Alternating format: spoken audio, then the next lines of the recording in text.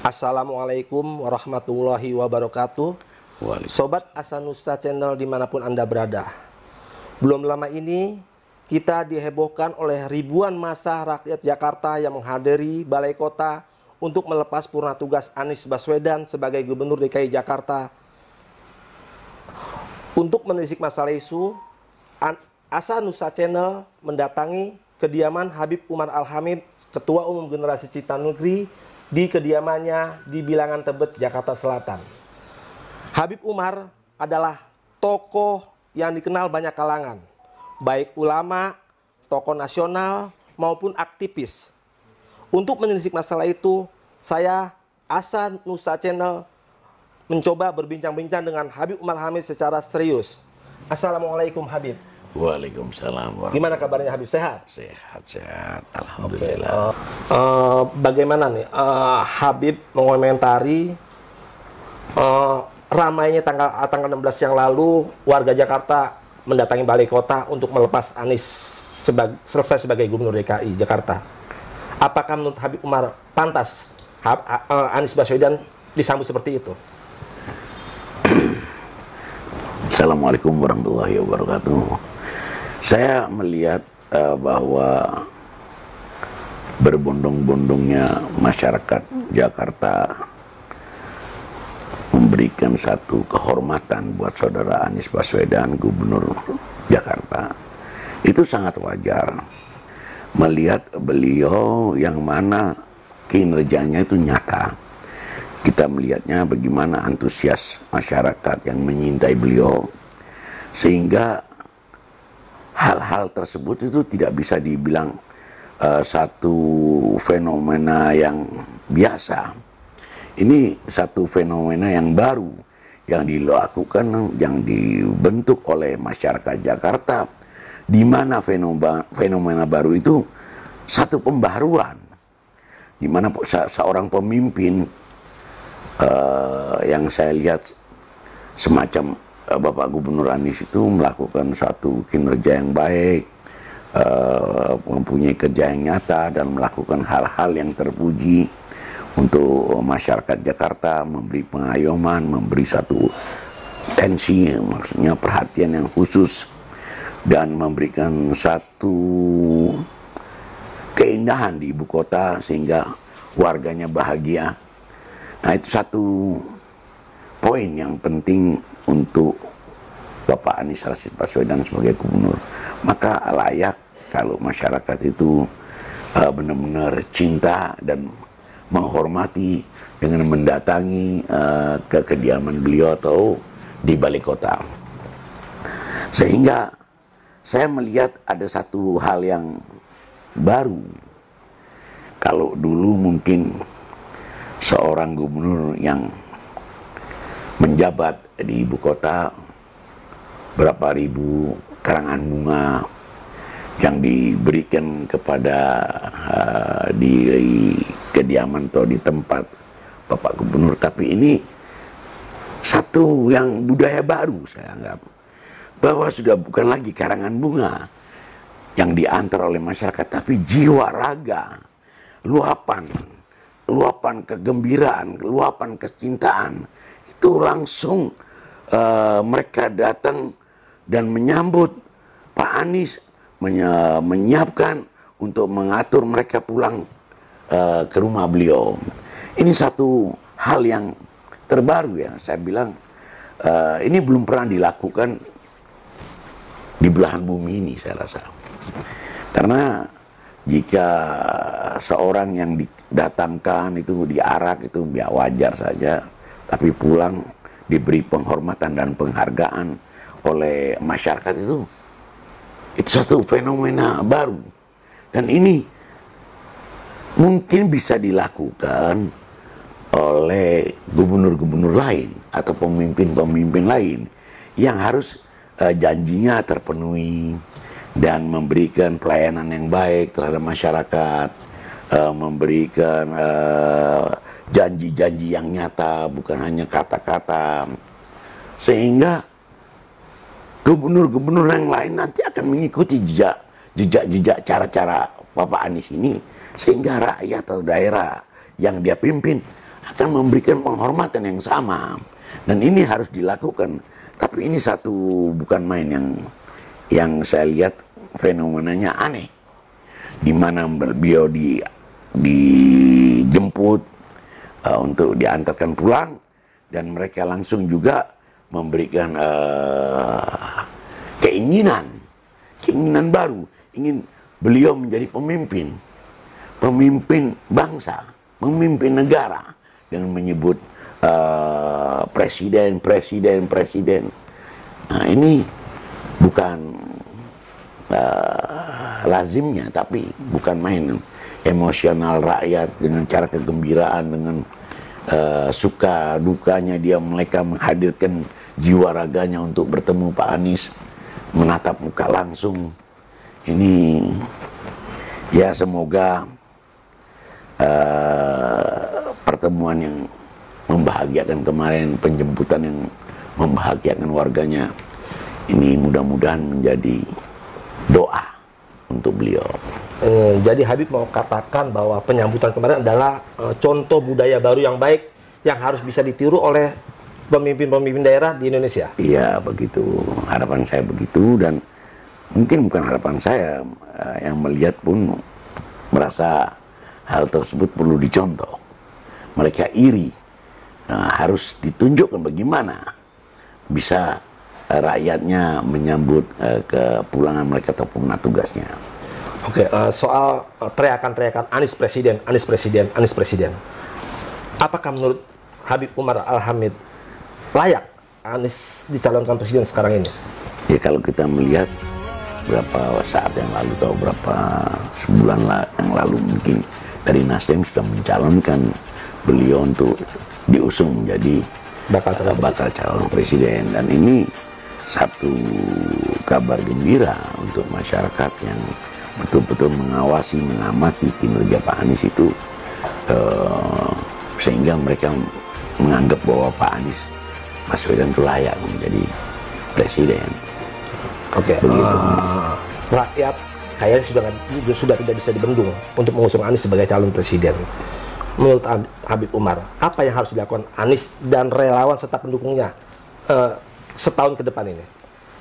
Ya, kalau saya melihat ini kan awal memasuki babak bagaimana Pak Anies melepaskan jabatannya sebagai gubernur, dan ini untuk beliau tentunya lebih mudah untuk bisa langsung survei ke daerah-daerah, melihat situasi dan kondisi, menitipkan salam dari ibu kota, dan sekaligus menanyakan apa yang dikehendaki rakyat di sana dan apa yang bisa dimanfaatkan oleh rakyat di sana, mendapatkan masukan dari tokoh-tokoh daerah tersebut yang beliau untuk datangi, sehingga Bapak Anies pun mulai menginjak kepada pimpinan masa depan. Memang saya lihat Pak Anies ini adalah, saya melihat sebagai pemimpin pembaruan. Layak beliau. Karena cara berpikirnya, cara menerima, memberi masukan, memberi pandangan kepada kawan-kawan atau masyarakat itu sangat bisa diterima dengan cara-cara bukan yang biasa dilakukan dengan perubahan itu sudah, saya rasa sudah kadaluarsa. Saya bilang perubahan apa yang dirubah kita juga tidak jelas, karena barangnya itu saja hanya dirubah posisi.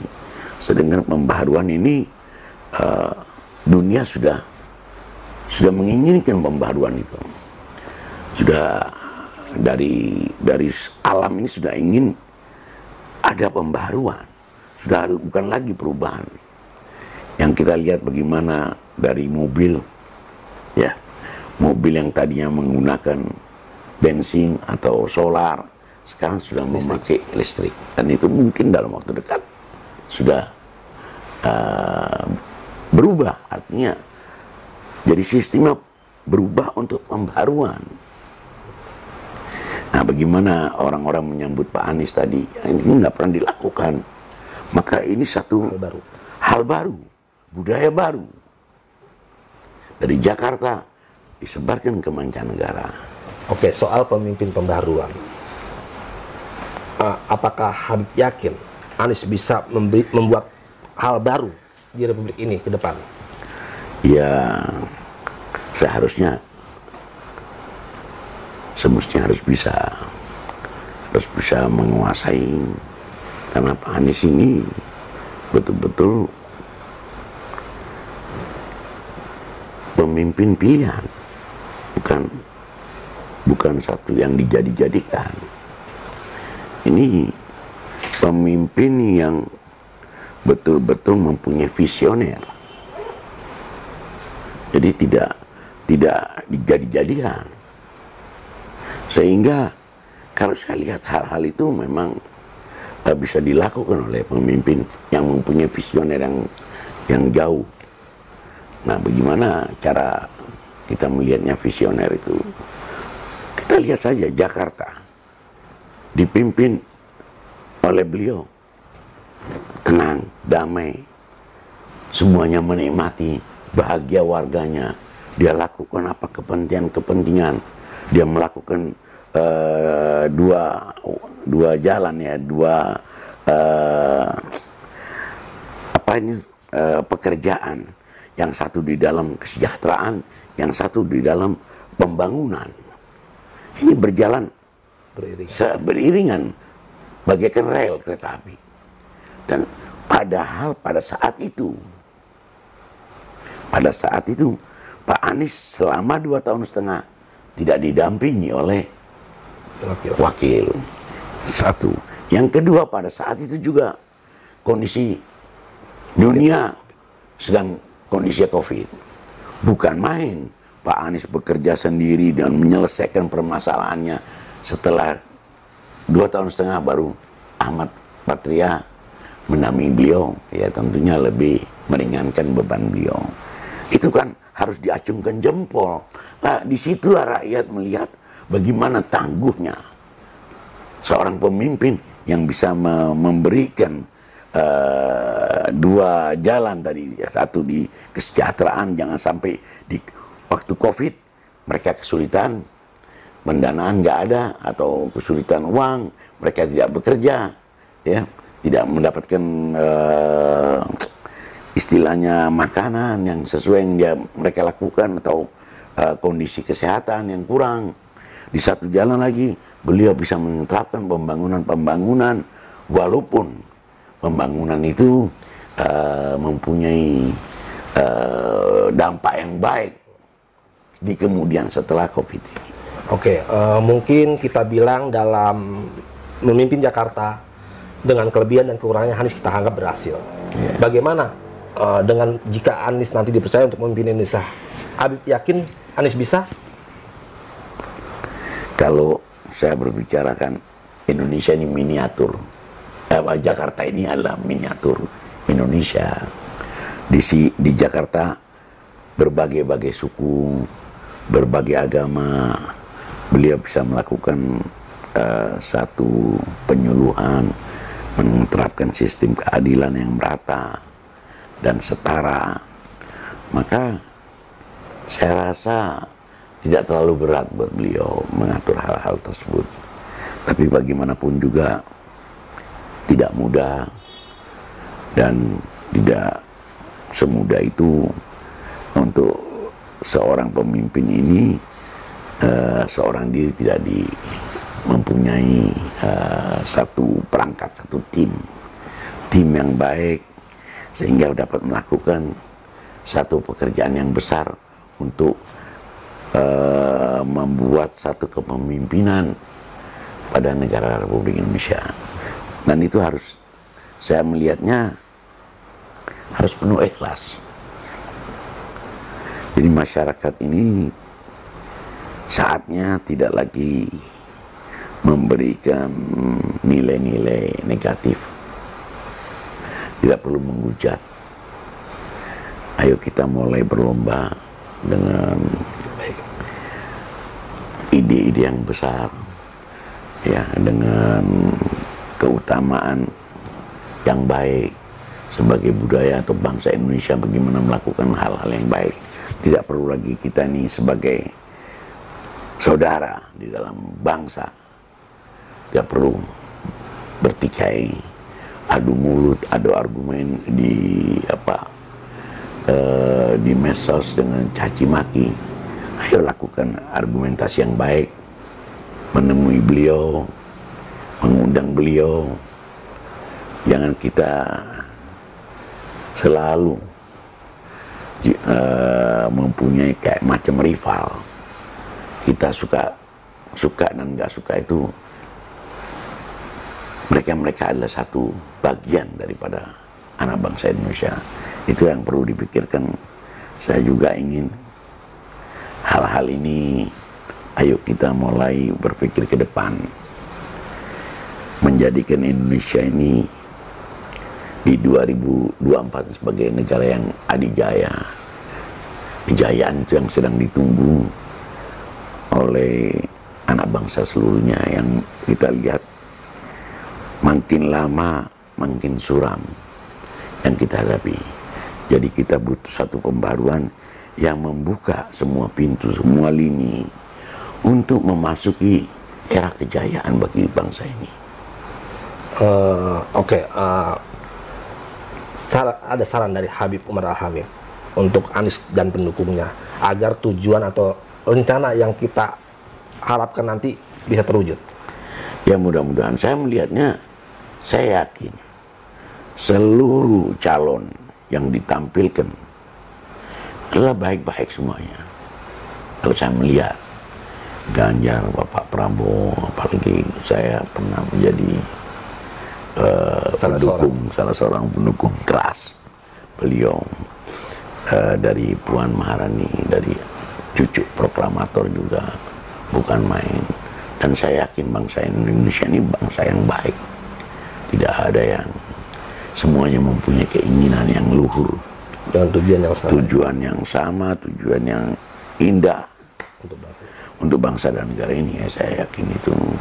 Dan hanya mungkin kewajaran atau pemilu ini mencari yang terbaik daripada yang baik. Ayo, mudah-mudahan kita menyadari hal itu. Janganlah kita saling jegal-menjegal. Sudahi semuanya.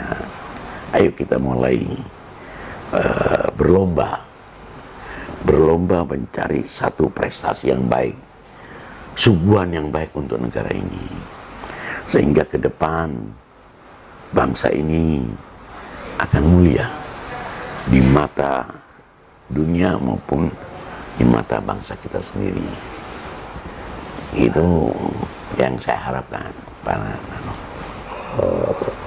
Bagaimana dengan partai-partai yang ada sekarang ini?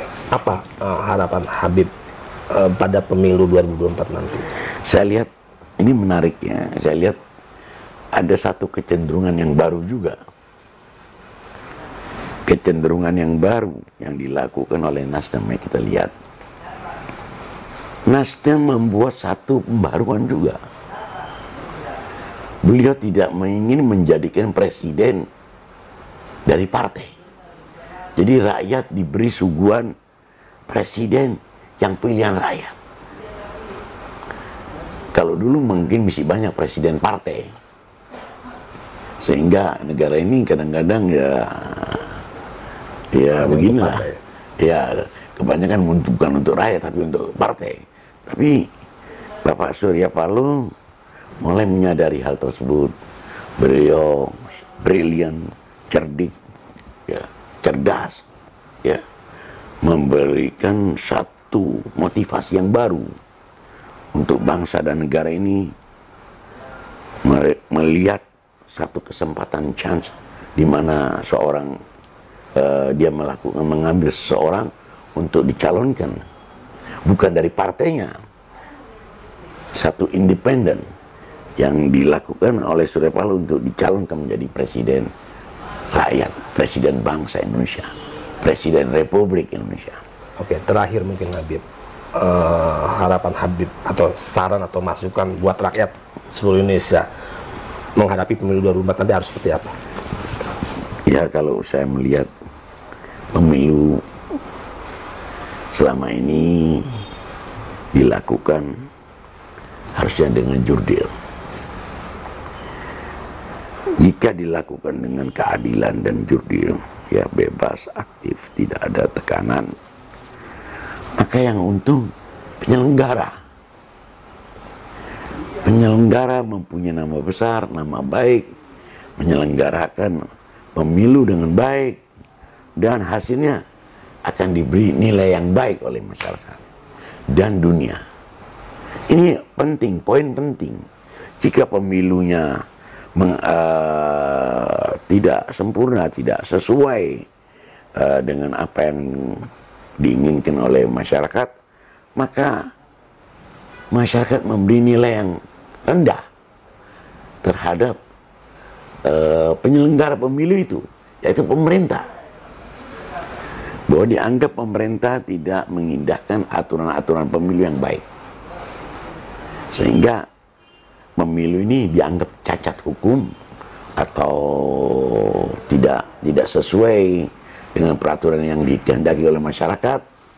Ini menjadikan satu pemilu yang buruk. Mudah-mudahan pemilu ke depan, saya yakin